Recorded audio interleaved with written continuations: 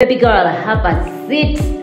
Chitalo nyonyini dala nayenga. Welcome back to my YouTube channel. Mbanjiriza nyo wano ku YouTube channel yange eya Babinals, where we're all about marriage, faith and motherhood. Ekikolagana ku bufumbo, ekikolagana ku motherhood oba faith mukwano tuteje ku social media ntubiranga tushogerako oba munange nga tuchanja wano wonna. Kakati mukwano nga wetumanyi wiki eya Mutundwe Christian Fellowship yagwamu chikwe wetwavirako pastor wafe pastor Rita Nakalyango. Kakati no oberango oli mulokole eranga obadde ogenda nnyo ku Mutundwe Christian Fellowship ye pastor Rita obadde omumanyi dala mubapya wadde abantu abamu bagenda ku Mutundwe olumu bade toli mupya abamu babagenda yo ne baberanga bayoza ekigambo mu class y'abapya kati no wiki bavirako pastor wafe pastor Rita Nakalyango. Pastor Tom bwatyo munange mu musamoni ya leader video nayogerako munaye ku pastor Rita era tugenda biba tubiwiza mu maaso awo naye nga munaye kitalo nyonyi ndala naye nga omanyi pastor Tom engeri gyayogeramu abeera nganyumya story toyinza kubeerawo toyinza kale kunakuwala kubanga yengeri gya preachingamu sisa naye nga pastor Rita bwatyo yatuvirako nabira munaye ngazeyo mikolo gya kitaffe omulungi bwatyo gwabadabulirako era bwatyo azzeyo nawe nga akolaki nga musisinkana era pastor Tom bwatyo yagambye mbuno yali mulamu era na ebintu bya mukama yali mulamu ku lw'omukaga naye kyatukawo ku Sunday nakyo bonna kyabakuba olweko naye tugenda batukyulirizaawo tulabe enfa ya pastor Rita yali etya naye nga kitalo nnyo buli omu gwe kyaluma buli omu gwe kikosezza tugamba nti mukama kabagumye God gives and takes away. Kiseera kya pastor Rita kirabika bwe kityo kyali kituuse naye yatukola obulungi obutagambika ensigo ye yagisiga kati munange makungula ge gaba galindiddwa mu ggulu eyo. Oxygen yasooka n'agaana okukola ku mubiri gwe ne bamuteeka ku oxygen owokubiri n'agaana okukola ku mubiri gwe ne bamuteeka ne bamutwala mu ICU ne bamuteeka ku oxygen wa ICU ne oxygen wa ICU n'agaana okukola we yali nnumu. Omusawo yatuyitanga nga atuwa updates n'atugamba kati nno maama wano waali tumutaddeko oxygen tugenda mu ntalinga embeera weetereera nga tumussa oxygen levels naye awo nga amawuggwe ate kati nabo gali amawuggwe tegaliiko. Omusawo n'atutuuza mu meeting n'atusomera ebirwadde bonna almost nga buli paati atugamba ndwadde amangu ago nga tugamba buli paati y'omubiri gwa maama eriko ekizibu. Tugamba amawuggwe malwadde, omutima mulwadde, ebibumba, kidini, batugamba buli kimu kirwadde.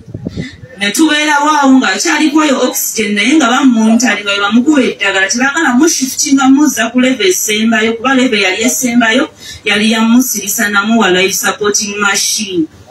Bwe zaatuuka ssaawa 12 omusawo n'atuyita n'atugamba tukebedde nga waliwo enjawulo ntono nnyo era ng'omulwadde tulina omwadvansinga ne tumuteeka ku life supporting machine.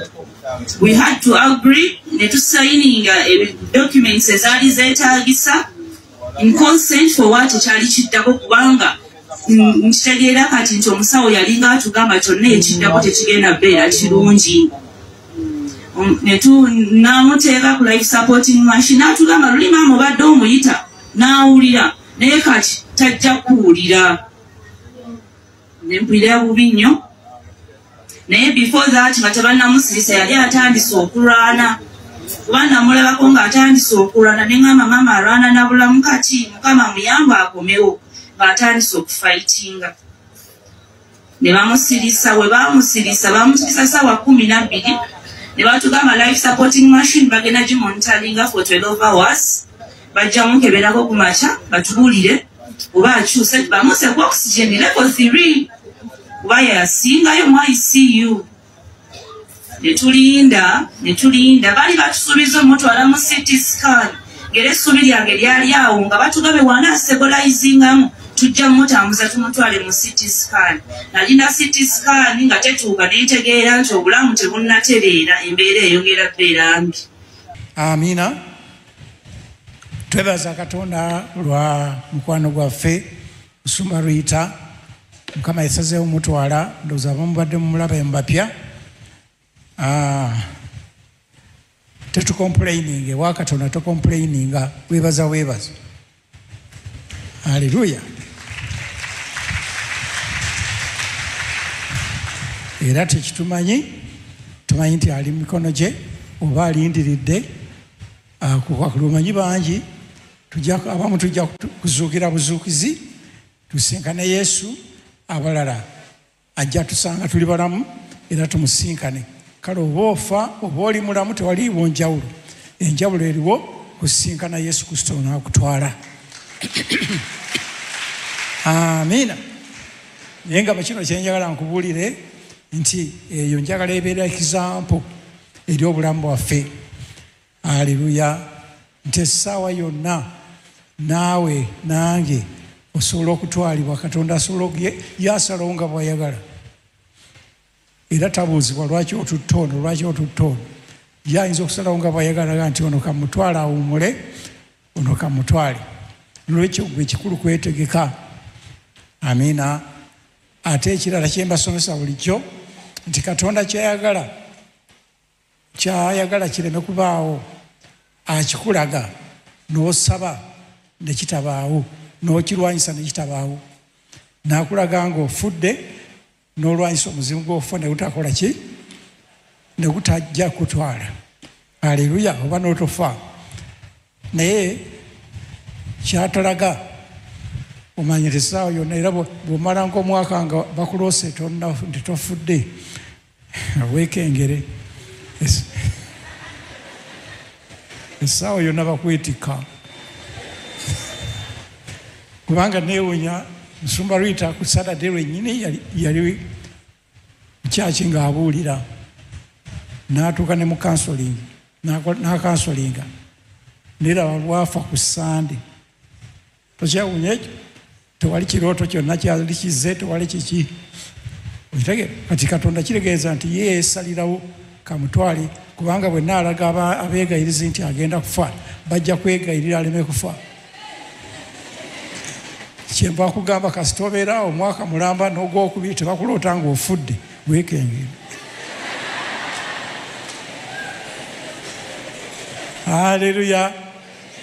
Naye bwe bakulootanga nti ofudde sanyuka, zino amaziro ge Mukama nkwebaza ondaze kyengenda okukuba okukijjawo. Toddanga mu kutya na kukankana. Haleluya. Kale nga bwe gambye abasigaddewo tweteeketeeke Mukama Katonda tomanyi wanaakutwalira. Kiragedde kyegamba nti yagala eggulu okusinga ebintu ebirala byonna. Kati singa obeera mu kululuukanira ebintu ebirala byonna, Katonda nagamba n'akunona ekiro kya leero ng'okyali mu kuyaayaana mu biro na biri. Byonna byayaayaane naye amaaso gateeke kwani? Ku Yesu agenda okukunona. Amiina. Nabagamba nti kiringa nga bw'olaba omusajja ng'akusasudde ewammwe n'agamba nja kukunona. Osigala okola emirimu gyo naye ng'amaaso gali ku musajja agenda okukunona. Okitegeera ekigambo ekyo? Olw'okubanga oba omanyi nti omusajja agenda kukunona, otandika okwekolako. Yali takola nviiri, yali tamanyi ki? Lipstick, n'otandika okuteekako eyelash, beauty spot, ne kalaamu wansi w'emimwa.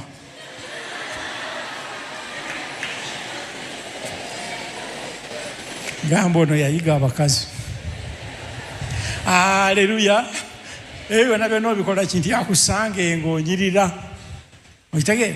Naffe tekitegeeza nti otula butuuzi olinde Yesu okukunona. Nedda, sigala ng'okola mirimu gyo naye amaaso gateeke ku ye. Era olw'okubanga omanyi nti agenda kukunona, tandika okutukula yambala onyirire. Essaawa yonna bw'akunona mugenda naye butereevu. Amiina.